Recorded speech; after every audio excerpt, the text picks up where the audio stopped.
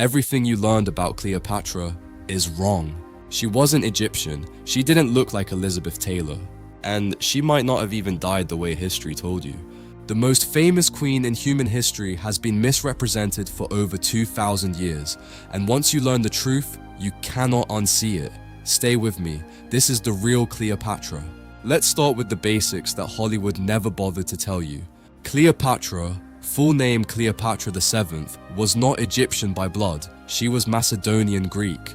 Her family, the Ptolemaic dynasty, traced directly back to one of Alexander the Great's top generals, a man named Ptolemy I, who seized control of Egypt after Alexander died in 323 BC. Ptolemy seized control of Egypt after Alexander died in 323 BC. And here's where it gets wild. For nearly 300 years, that Greek family ruled Egypt. And not one of them bothered to learn the Egyptian language. Not one. They spoke Greek. They lived Greek. They basically ran a Greek empire sitting on top of Egyptian soil. They called themselves pharaohs. They wore the crowns. They built the temples. But behind closed doors, pure Greek royalty. Then came Cleopatra, and she broke the pattern entirely. Cleopatra was born around 69 BC in Alexandria, a city that was essentially the New York City of the ancient world. A melting pot, a powerhouse. The greatest library on earth was there. The greatest minds flocked there. And Cleopatra absorbed all of it. Ancient sources, including the historian Plutarch, credit her with speaking up to 9 languages. Think about that. Every foreign dignitary, every trader, every ambassador, she could look them in the eye and speak their language. No translator needed.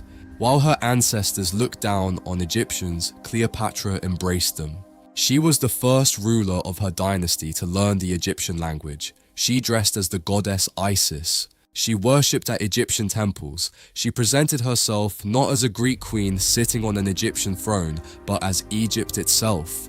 This wasn't just cultural curiosity, it was calculated genius. She knew that if you want a people to follow you, you speak their language, worship their gods, and make them feel seen. The Egyptians loved her for it. Now, Cleopatra's story isn't just about identity, it's about survival. When her father died in 51 BC, she became queen at just 18 years old, forced to co-rule with her younger brother, Ptolemy XIII. And her brother's advisors immediately plotted against her. Within 2 years, she was driven out of Egypt entirely. So what did she do? She raised an army, she marched back, and she made one of the most audacious moves in political history. Julius Caesar, the most powerful man in the Roman Empire, had arrived in Egypt, and Cleopatra needed him. According to the ancient accounts, she had herself smuggled into the royal palace, rolled inside a carpet or a linen sack, and delivered directly to Caesar's private chambers. When he unrolled it, there she was. Caesar was reportedly 52 years old. Cleopatra was around 21. Now, Hollywood sold you the idea that she seduced him with looks alone, but ancient sources tell a different story. Plutarch wrote that her beauty was not entirely incomparable. What captivated men was her voice, her conversation, her intelligence. She was magnetic because of what was in her mind, not just what was on her face. Caesar helped her reclaim the throne, and Egypt was safe, for now. Caesar was assassinated in 44 BC, and Cleopatra's protection died with him. Rome fell into civil war. 2 generals emerged, Mark Antony and Octavian, Caesar's adopted son. Cleopatra needed to pick a side, fast. She chose Antony. Their alliance became one of the most legendary partnerships in history, political, military, and deeply personal.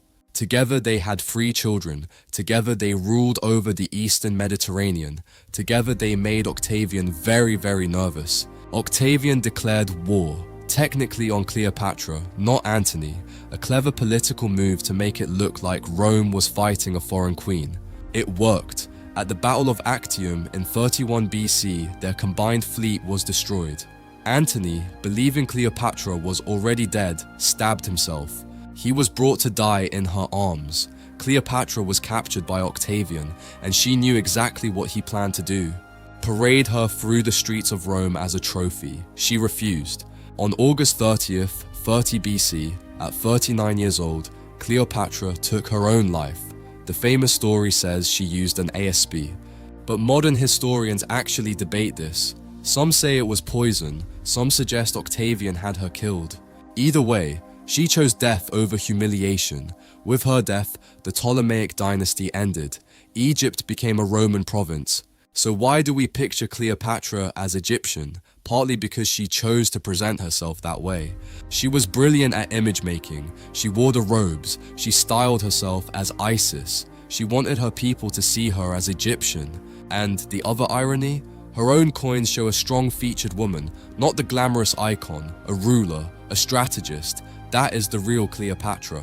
History has a habit of flattening extraordinary people into simple stories.